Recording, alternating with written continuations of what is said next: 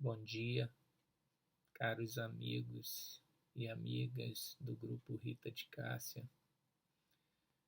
É com alegria que estamos aqui novamente,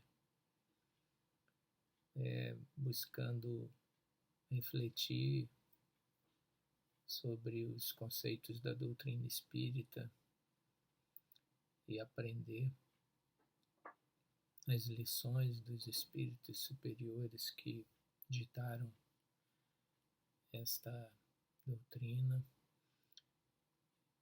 Em primeiro lugar, eu desejo que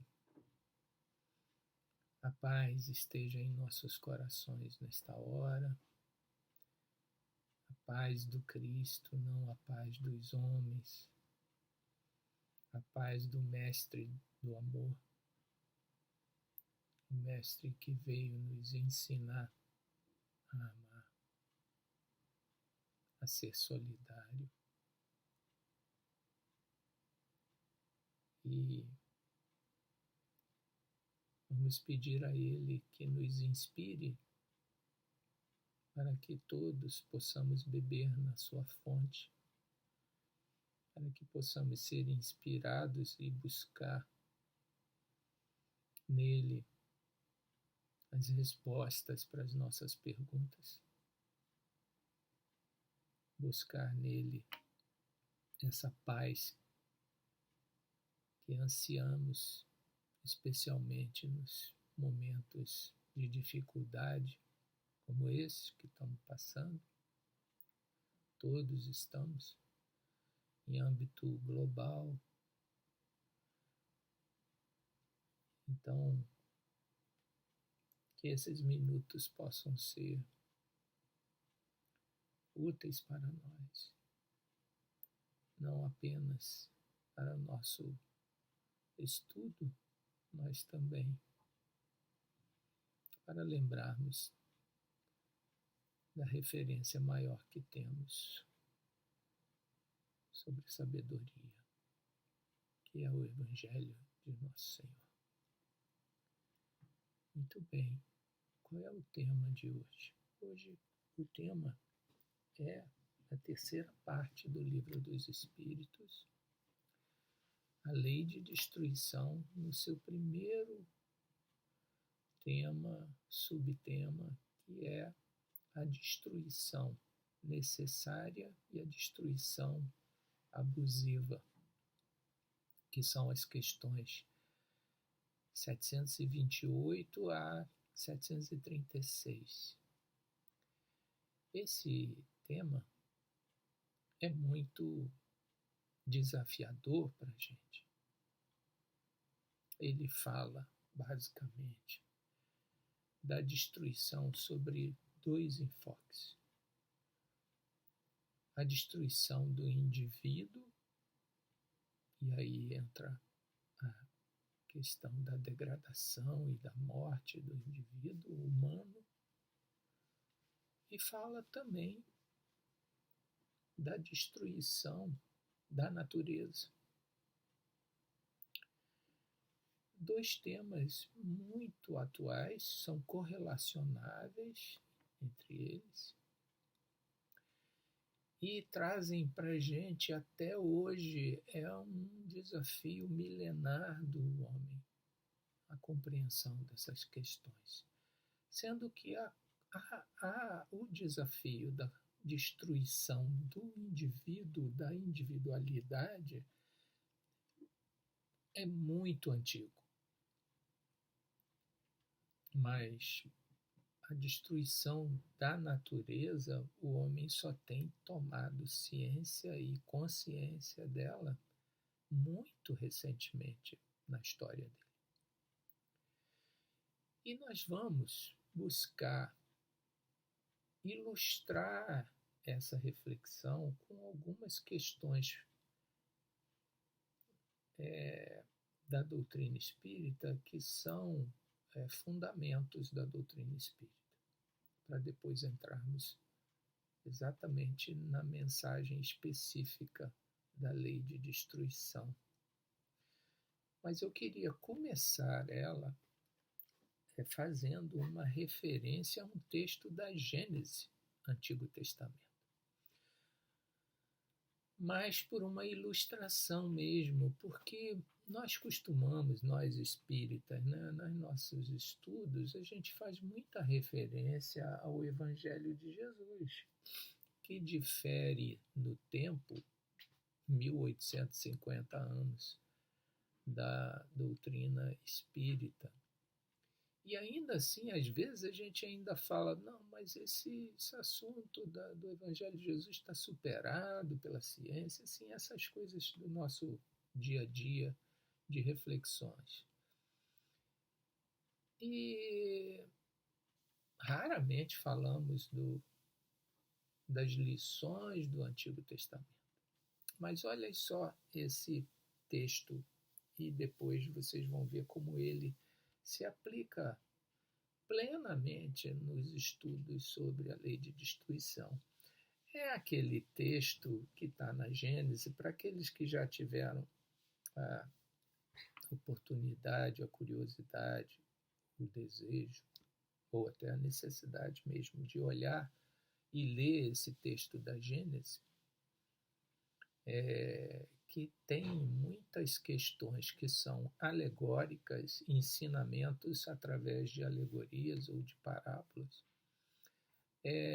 mas tem questões que são estritamente literais, o ensinamento. Esse é um deles, reparem só. Gênesis capítulo 3, versículo 19. Com o suor de teu rosto comerás teu pão, até que retornes ao solo, pois dele foste tirado. Pois tu és pó, e ao pó tornarás. Esse é um pedaço do sermão divino para Adão e Eva quando são expulsos do paraíso, em que eles tinham a tutela de Deus no paraíso, e a partir de então, por terem feito a escolha do fruto proibido, aí deixaram o paraíso. Eu prefiro o termo deixaram do que o termo foram expulsos do paraíso, porque na realidade essa é uma das alegorias, né? Mas não é esse o nosso tema. Vamos deixar essa ideia de pois tu és pó e ao pó retornarás ou tornarás. Essa origem nossa tem a ver com a ideia da destruição, que é uma destruição entre aspas. É o que diz a primeira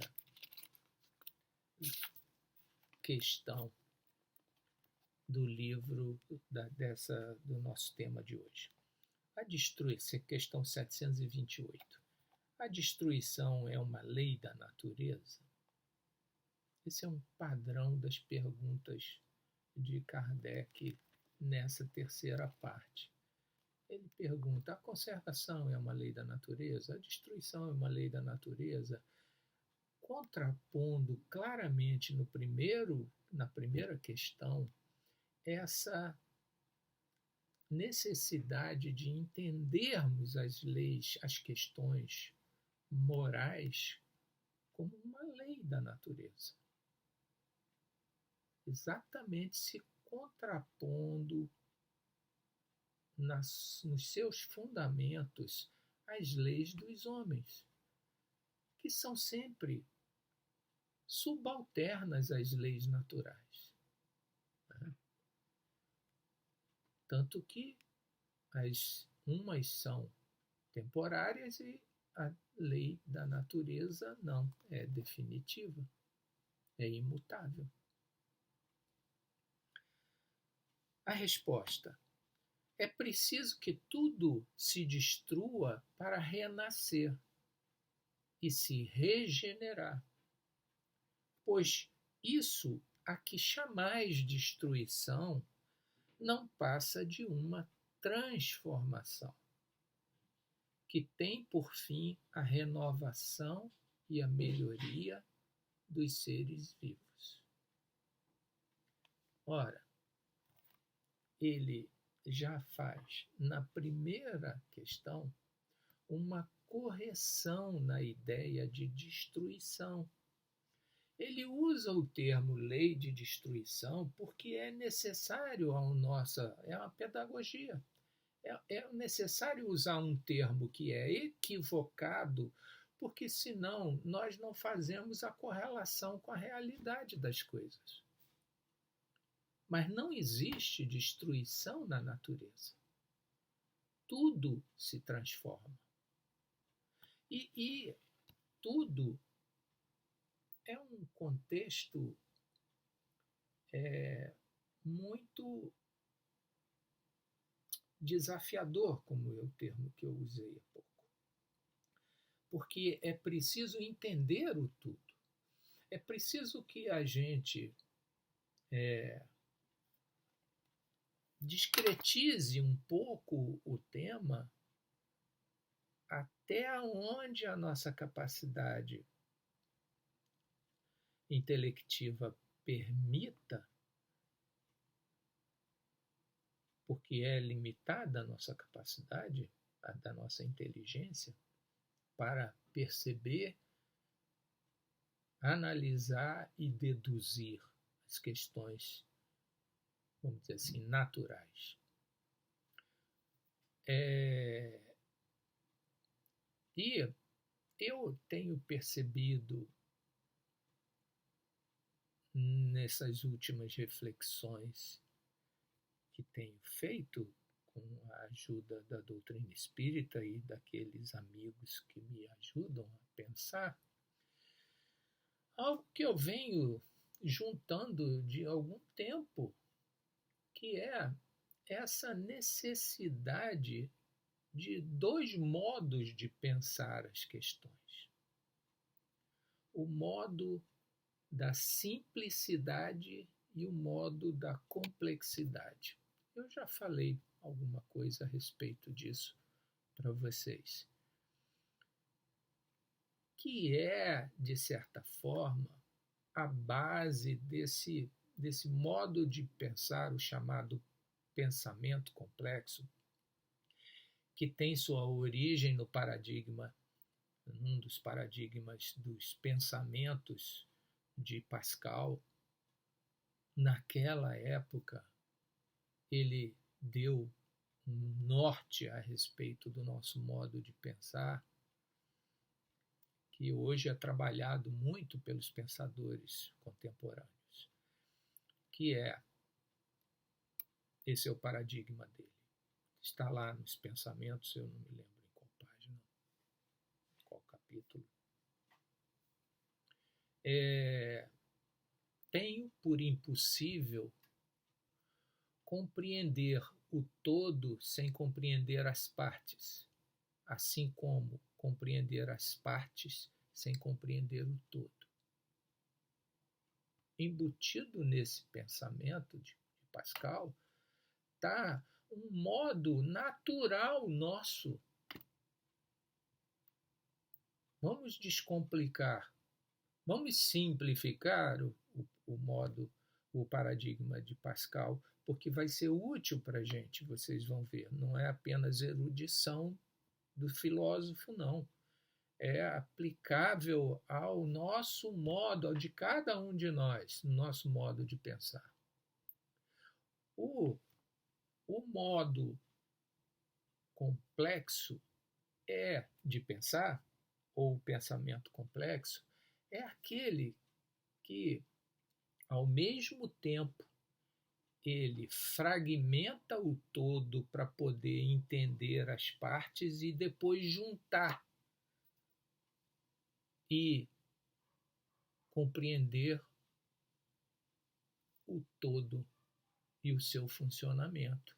Um exemplo clássico disso é a compreensão do corpo humano, o funcionamento da fisiologia né, do corpo humano, e que é formado por órgãos, e você precisa de compreender as partes para entender o todo, assim como precisa entender o todo para entender as partes.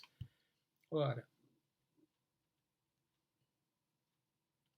entender o homem na sua forma na sua expressão mais ampla possível, é preciso compreender de que ele é composto. E isso a gente vai buscar ajuda nas questões elementares do Livro dos Espíritos, e começando pela mais geral que tem, que fala dos elementos gerais, né? A questão 27, depois de uma série de outras, de desenvolvimento de algumas teses que os espíritos vão colocando para nossa reflexão, ele fala assim na 27: haveria assim dois elementos gerais do universo, a matéria e o espírito? E a resposta: sim, e acima de tudo, Deus, o Criador, o Pai de todas as coisas. Esses três elementos constituem o princípio de tudo o que existe. Olha o todo. A Trindade universal.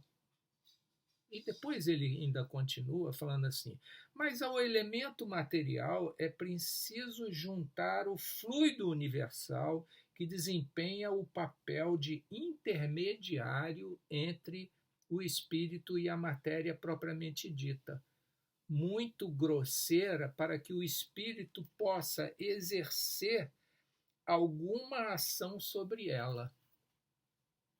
Olha o todo e as partes.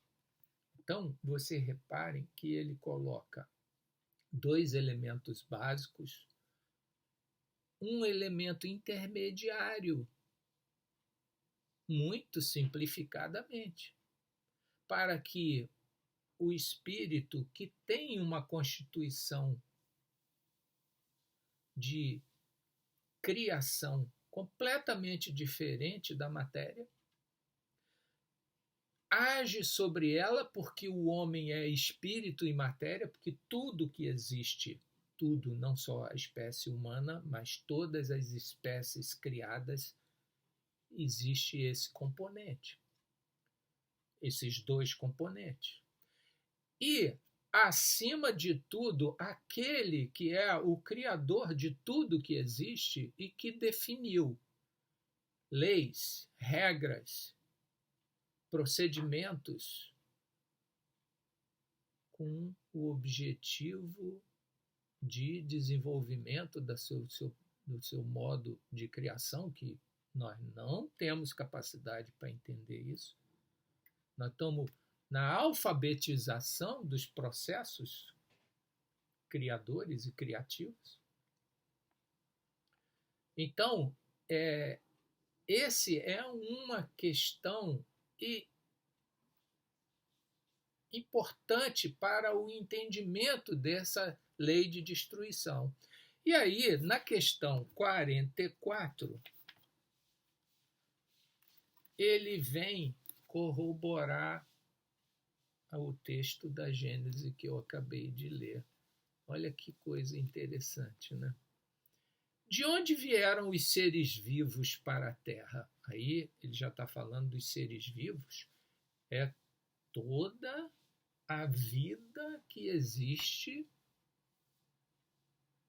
os vegetais, os animais, os homens, tudo que é vivo, tudo que tem vida na superfície da Terra ou fora da superfície.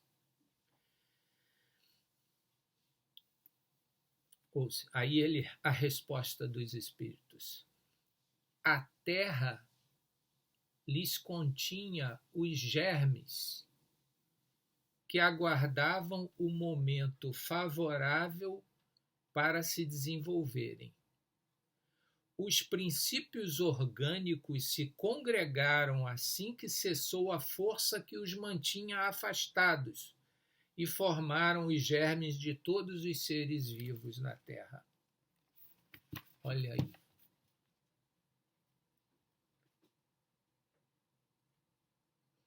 Comerás o teu pão, fruto do suor do teu rosto, até que retornes ao solo, pois dele foste tirado. Olha que unidade que tem nos conceitos de sabedoria a respeito da vida. Desde 4.000 anos, 5.000 anos atrás. Muito interessante. Então, voltando para o que nos interessa, matéria e espírito, porque nós vamos caminhar aí para a nossa reflexão da destruição. E aí, nós vamos para a questão 68.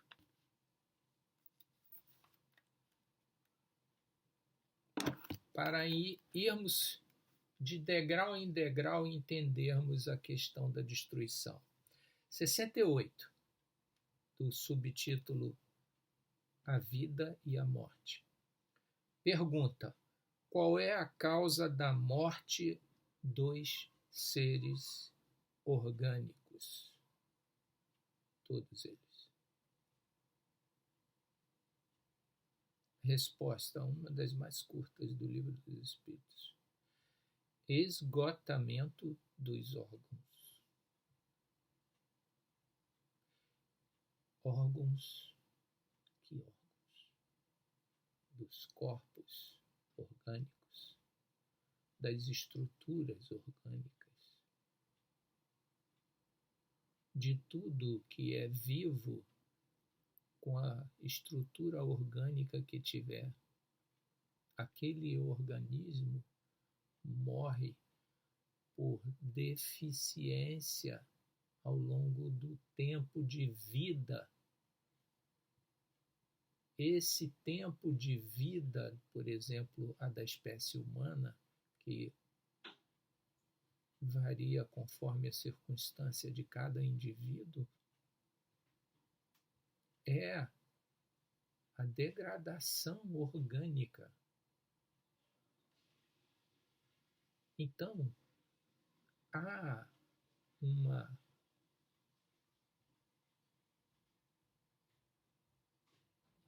um histórico na existência dos seres vivos que vem desde a sua criação, dos organismos que vieram através de um processo complexo de formação, através de ciclos, ou como chama Leon Denis, através da lei circular da vida, com vários períodos de desenvolvimento entre vida, morte, regeneração, restabelecimento de novas experiências e por aí vai. Mas isso são os corpos. E o espírito? Aí vamos para a questão 76.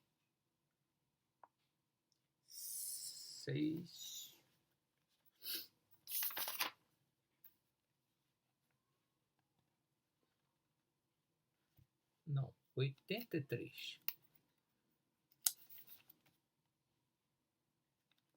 83. Do capítulo que fala sobre os espíritos. Aí é preciso fazer uma distinção entre o termo, aqui na doutrina espírita eu uso o mesmo termo para dois significados, que era o que eu vou acabar tendo que ler mesmo, que é a questão 68.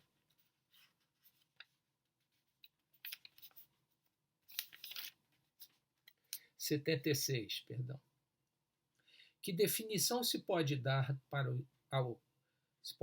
aos espíritos? Resposta: pode-se dizer que os espíritos são os seres inteligentes da criação. Povoam o universo fora do mundo material. Ora, essa palavra, ele fala aqui, tem uma nota de Kardec. A palavra espírito aqui é empregada para designar as individualidades dos seres extracorpóreos, diferente do elemento espiritual, que existe no ser corpóreo também. Mas a palavra espírito é usada em dois sentidos, também como aquele ser que vive no mundo espiritual fora do corpo.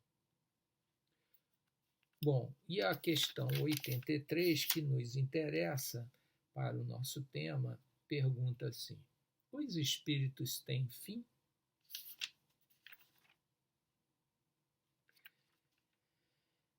E ele continua assim na pergunta: compreende-se que o princípio de onde eles emanam seja eterno, mas o que perguntamos é se suas individualidades têm um termo e se em dado tempo mais ou menos longo o elemento de que são formados não se dissemina e volta à massa de onde saiu, como acontece com os corpos materiais.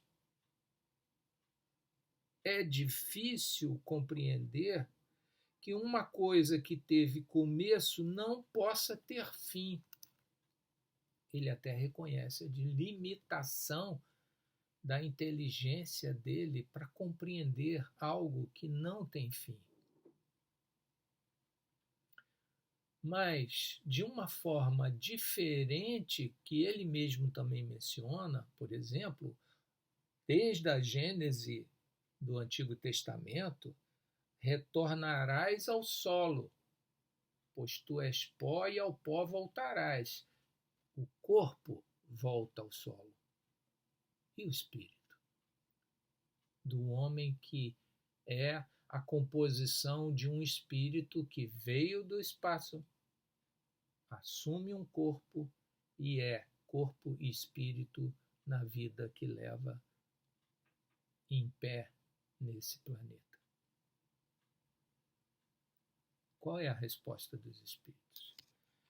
Há muitas coisas que não compreendeis porque a vossa inteligência é limitada. Mas isso não é razão para as repelirdes. A criança não compreende tudo o que o seu pai compreende, nem o ignorante tudo o que compreende o homem sábio. Dissemos que a existência dos espíritos não tem fim. É tudo quanto podemos dizer por enquanto. Não porque não queiram, mas porque nós não entenderíamos uma ideia como essa. Ora, repare, aí está a base para o entendimento dessa ideia de transformação, que Kardec trata na lei de destruição, né, para que entendamos algo que é muito importante para a gente, porque o nosso ciclo existencial na Terra, a destruição é um fato. É um fato. É fatal, como se fala. Não existe ser vivo, não só o homem. Tudo que é vivo tem um fim material e corporal. Volta à massa de onde veio, vai para o solo. Mas o espírito não. É isso que ele fala na questão que se desdobra a essa que eu li, que é a 728. Ele pergunta assim: mas o instinto de destruição foi dado aos seres vivos com fins providenciais? Ou seja, qual é a finalidade disso? Resposta dos espíritos: as criaturas de Deus são instrumentos de que ele se serve para alcançar os seus objetivos. Para se alimentarem, os seres vivos se destroem entre si com o duplo objetivo de manter o equilíbrio na reprodução, que poderia tornar-se excessiva, e de utilizar os despojos do envoltório exterior. Esse envoltório é simples acessório, não a parte essencial do ser. Só ele sofre a destruição. A parte essencial é o princípio inteligente que não se pode destruir e se elabora nas diversas metamorfoses por que passa.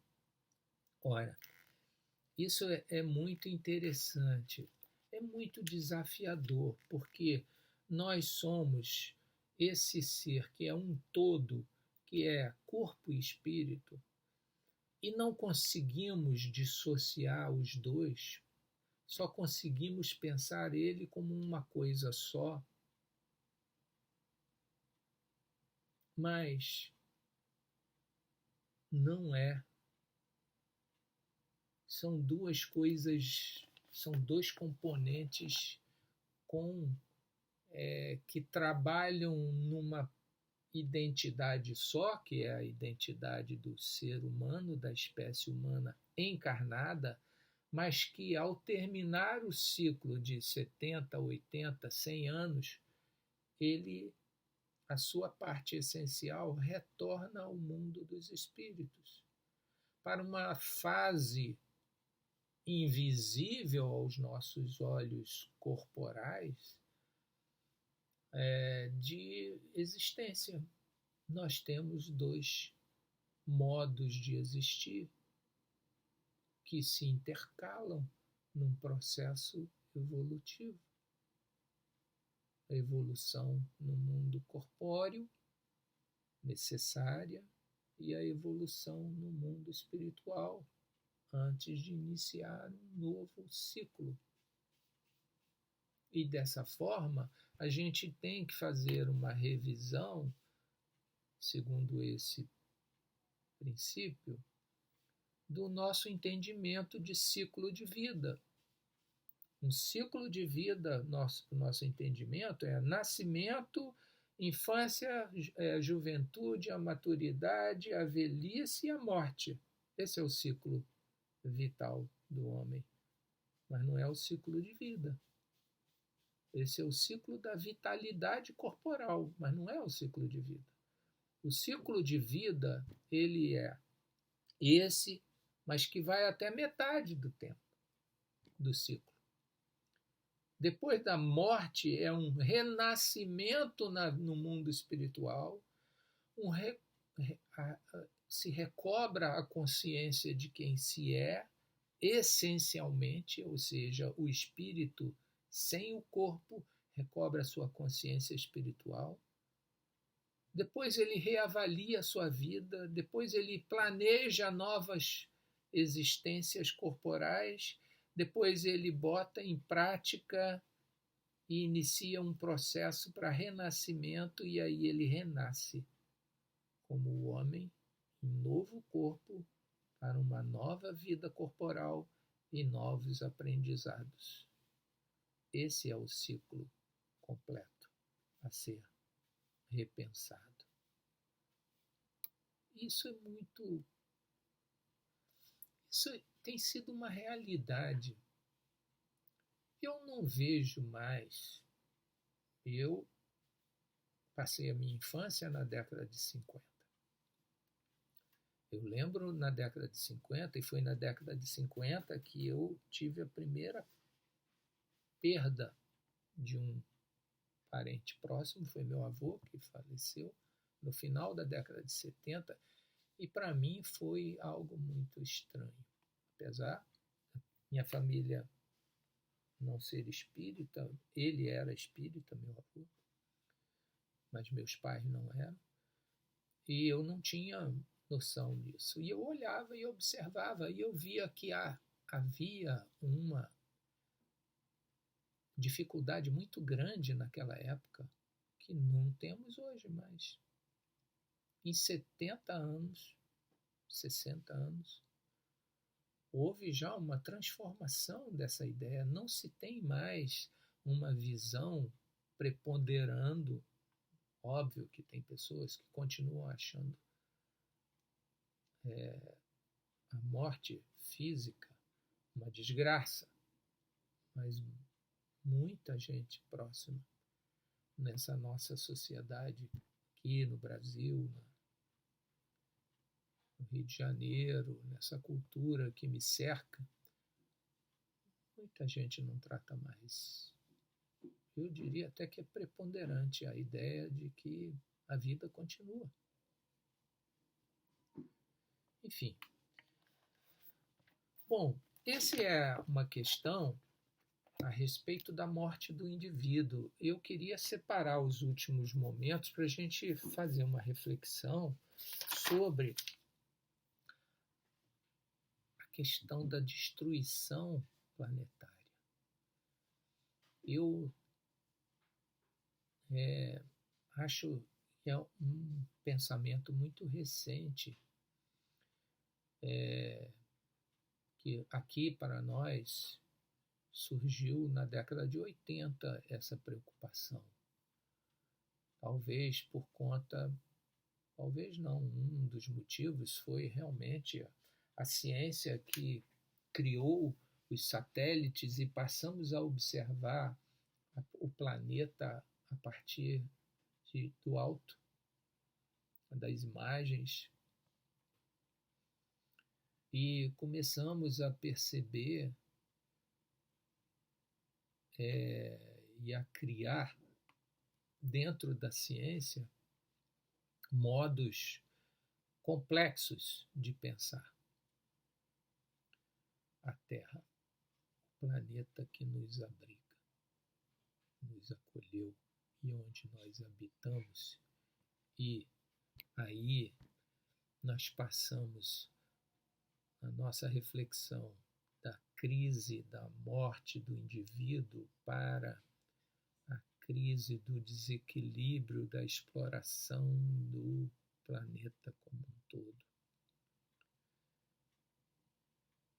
E é válida a aplicação dos paradigmas do indivíduo à destruição do planeta como um todo. Naquela época, não, foi antes, na década de 70, houveram alguns cientistas que criaram a hipótese de Gaia de que o planeta era um ser vivo. Naquela época, se tratava, havia muitos equívocos a respeito dessa questão, mas hoje tem toda uma lógica essa ideia do planeta não ser um ser vivo como uma individualidade singular, mas uma complexidade individual ou uma individualidade coletiva.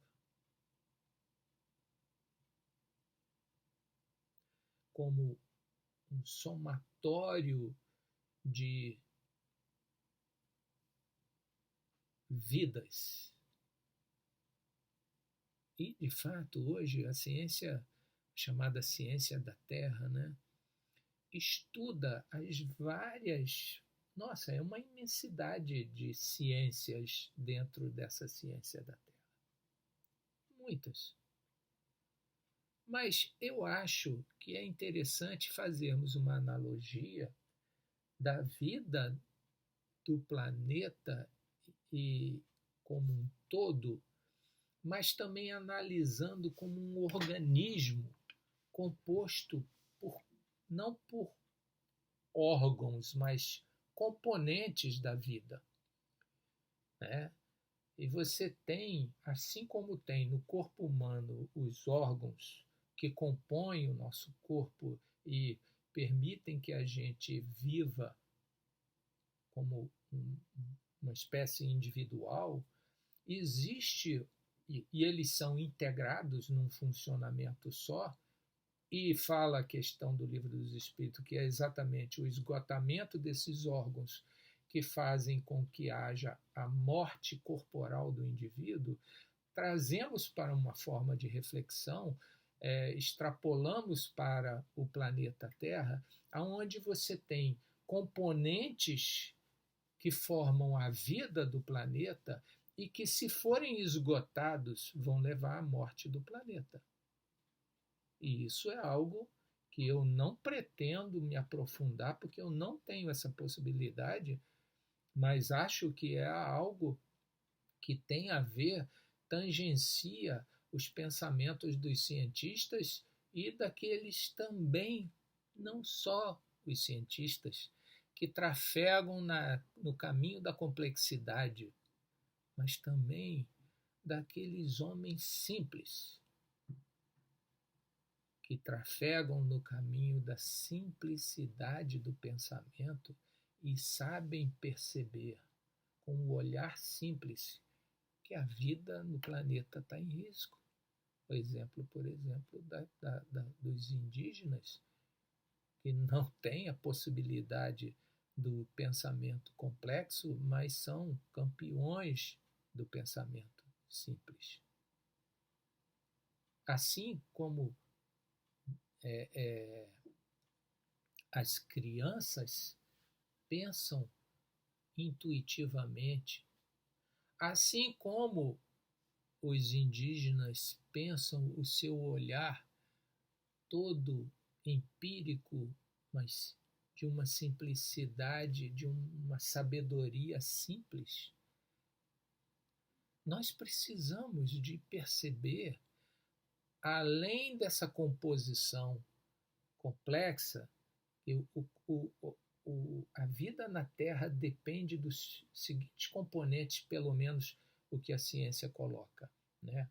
A biosfera, que é a vida nas vegetais, nas florestas, na fauna, na flora, nos homens, que os homens têm a mania de se tirar fora da biosfera, né?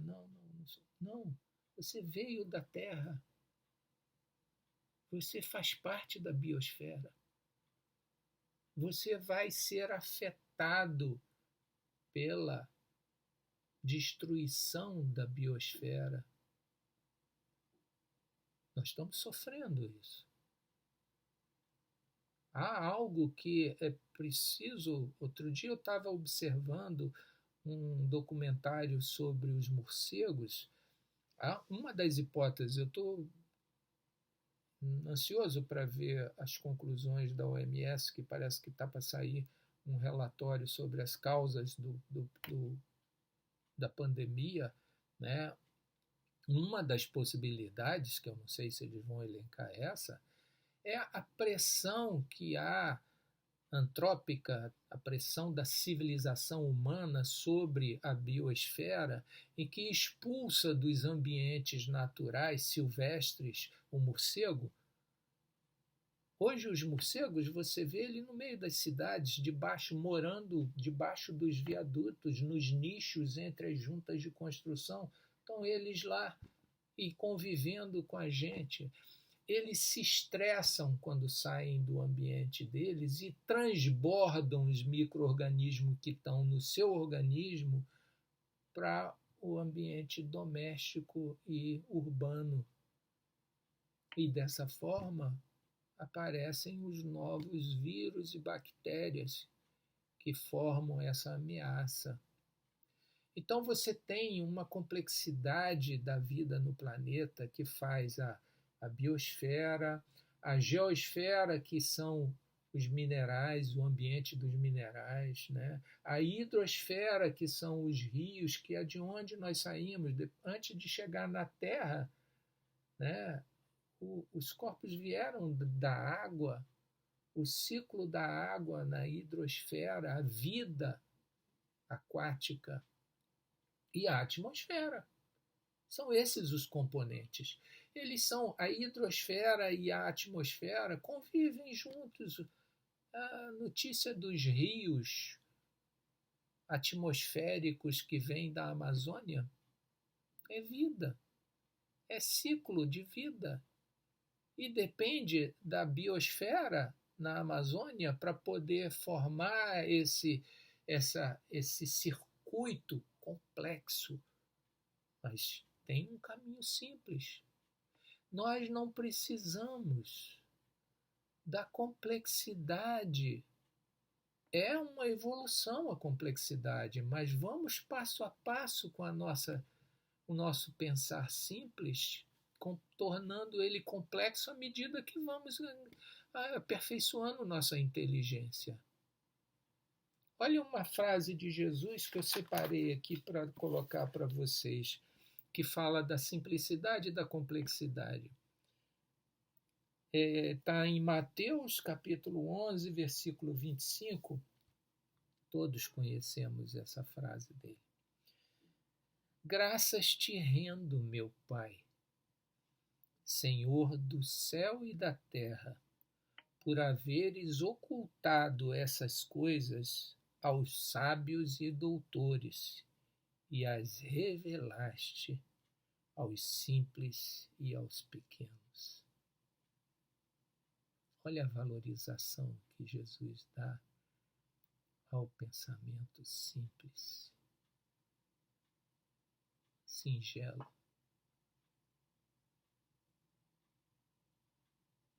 É tão importante que a gente, sem abrir mão da complexidade dos homens, a gente valorize a complexidade, a gente valorize também a simplicidade do pensar. É importante porque Deus não colocou a realidade só como fruto de uma erudição do pensamento humano. De modo simples, tudo pode chegar a nós. A ciência tem o seu caminho e é importante, mas nós podemos, através de um olhar simples e singelo para a natureza, fazer as nossas escolhas, decidir o que fazer, que atitude tomar, preservar aqueles que têm essa sabedoria da simplicidade. E com isso a gente aprender empiricamente a viver melhor a nossa vida e a vida no planeta rico, que os homens estão destruindo e podem ter que responder por essa destruição abusiva. Podem não, vão responder pela destruição abusiva dessa geração. Mas eu tenho fé em Deus e acho que Deus está cuidando com a encarnação de espíritos superiores. Nós vamos reverter isso e deixar a nossa natureza protegida dessas forças do mercado, dessa competição, dessa coisa abusiva que está a nossa civilização nesse momento, sem respeito àquilo que é sagrado para o homem. Sagrado. Levou 4,1 bilhões de anos para ser construído esse planeta. E o homem em 50 anos está querendo destruir tudo. Não, tá bom, né? Fiquem com Deus. Muito obrigado.